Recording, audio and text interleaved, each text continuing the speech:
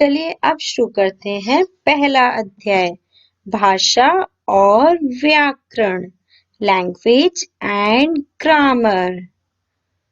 जैसा कि हम सब बच्चे जानते हैं कि जब भी हम बोलते हैं तो हमारे मुंह से ध्वनियां निकलती हैं। कुछ तो सार्थक होती हैं व कुछ निरर्थक होती हैं। जो ध्वनियां सार्थक होती हैं मतलब जिससे कि कुछ विचार प्रकट हो, वो सभी हमारी भाषा कहलाती हैं। भाषा के माध्यम से ही हम अपने विचार को बोलकर या लिखकर किसी को बता सकते हैं व दूसरे के विचारों को भी सुन सकते हैं या पढ़ सकते हैं व समझ सकते हैं। चलिए नीचे चित्र में देखते हैं। इस चित्र में दो बच्चे बात कर रहे हैं। इस चित्र में एक बच्चा लिख रहा है व इस चित्र में एक व्यक्ति पाठ पढ़कर दूसरे के विचारों को समझ रहा है। देखा कि इन सभी चित्रों में हमने अपनी बात या विचार को भिन्न भिन्न माध्यम के द्वारा व्यक्त किया गया है। इस माध्यम को हम भाषा कहते हैं। चलिए भाषा को परिभाषित करते हैं। वह माध्यम जिससे हम अपने भावों एवं विचारों का आदान प्रदान करते हैं उसे भाषा कहते हैं। ऊपर दिए गए चित्रों में भाषा को अभिव्यक्ति करने व समझने के भिन्न साधन अपनाए गए हैं। पहले में बोलकर समझा रहे हैं अपनी बात को व दूसरा सुनकर समझ रहा है दूसरे की बात। दूसरे में लिखकर वो अपने विचार को प्रकट कर रहा है। तीसरे में वो पढ़कर दूसरे के विचार को समझ रहा है। इससे हम कह सकते हैं कि भाषा के हमारे कितने रूप होते हैं? भाषा के हमारे दो रूप होते हैं, मौखिक भाषा व लिखित भाषा।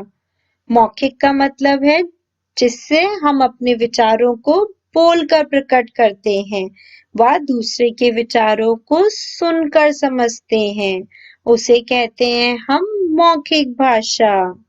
जिसमें हमारे मुख से हम कुछ विचार प्रकट कर रहे हैं व कानों से दूसरों के विचार को समझ रहे हैं।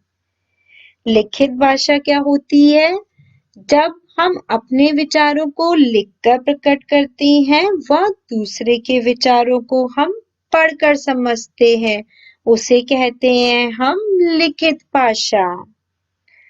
हमारे देश की विभिन्न भाषाएं।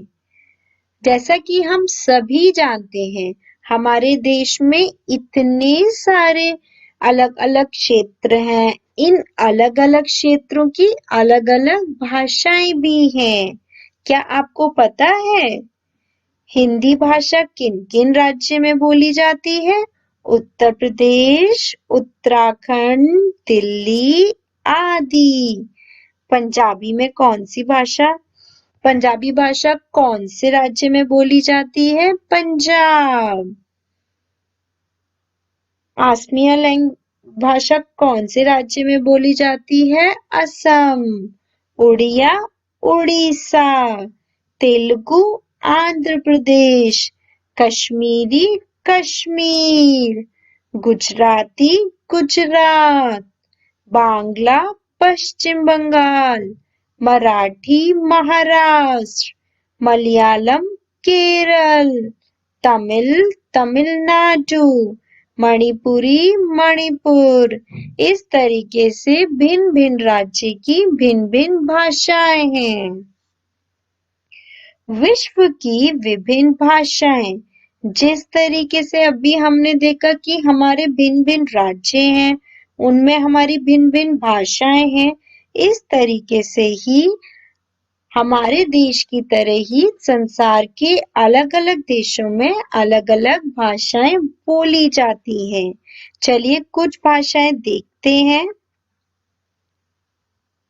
जैसे चीनी चीन में बोली जाती है, जापानी जापान में बोलते हैं, अंग्रेजी इंग्लैंड व अमेरिका में बोली जाती है, फ्रेंच फ्रांस में बोली जाती है, उर्दू पाकिस्तान में बोली जाती है, अरबी अरब में बोली जाती है।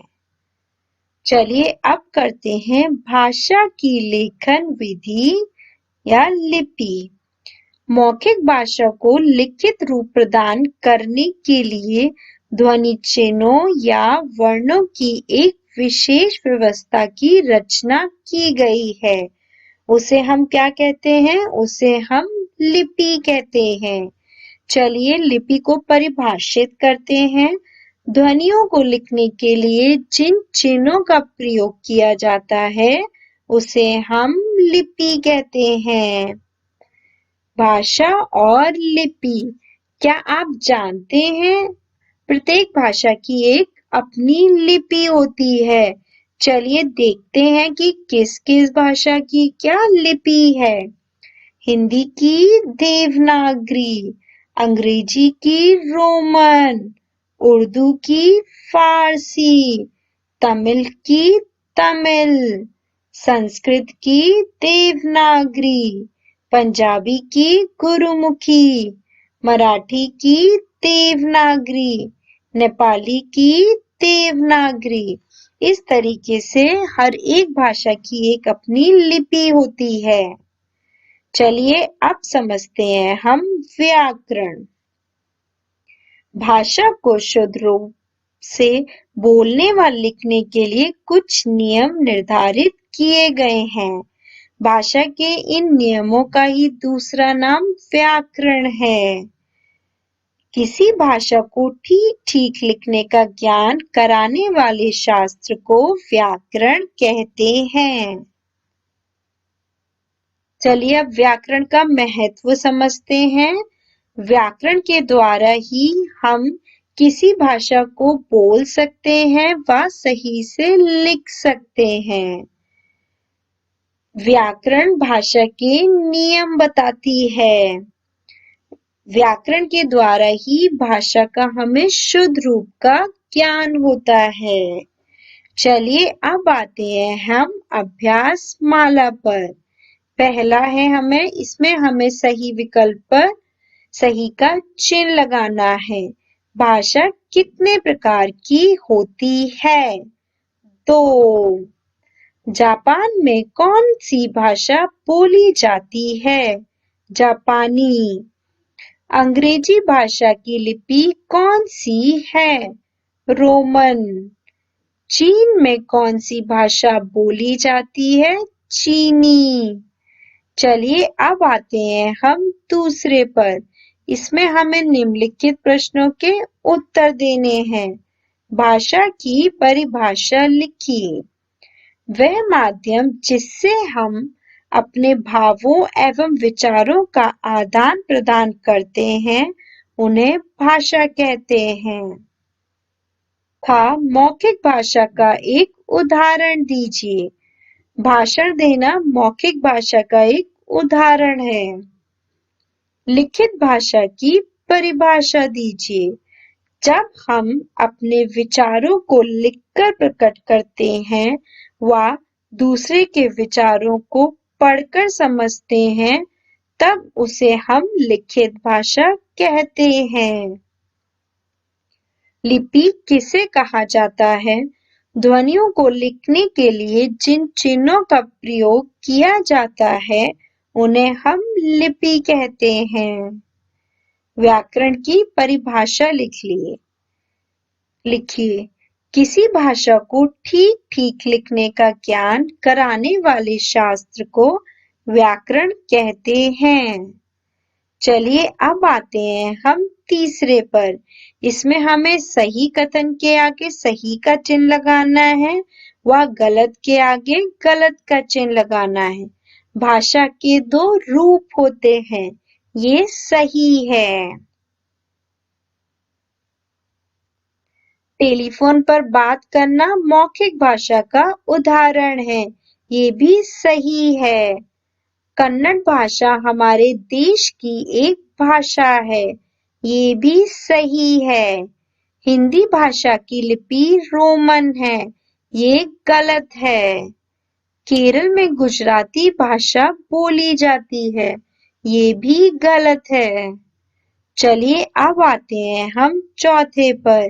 इसमें हमें रिक्त स्थान को भरना है। जापानी एक विदेशी भाषा है। हिंदी भाषा की लिपि देवनागरी है। व्याकरण हमें भाषा के नियम बताता है। गुरुमुखी पंजाबी भाषा की लिपि है। भाषा के मौखिक रूप से उसे बोला जाता है। पांचवें पर आते हैं। इसमें हमें क्या करना है? आपकी पाठशाला में पढ़ाई जाने वाली भाषाओं के नाम लिखकर उनके 3-3 अक्षर बताने हैं। जैसे हिंदी। हिंदी के आप क्या 3 अक्षर बता सकते हैं? गाड़ी, खिड़की, दरवाजा। ये तीनों अक्षर हिंदी भाषा के हैं। अंग्रेजी। अंग्रेजी के आप क्या क्या बता सकते हैं? Doctor, mobile, school. ये हमारे अंग्रेजी के कुछ शब्द हैं। संस्कृत। अत्र, तत्र, कुत्र। ये हमारे संस्कृत के कुछ शब्द हैं। आप कोई भी 3 शब्द लिख सकते हैं। चलिए अब आते हैं हम छठे पर। छठे में कुछ चित्र दिए गए हैं। हमें बताना है कि वो मौखिक भाषा में है या लिखित भाषा में। ये लिखित भाषा है। ये मौखिक भाषा है। ये लिखित भाषा है। ये मौखिक भाषा है।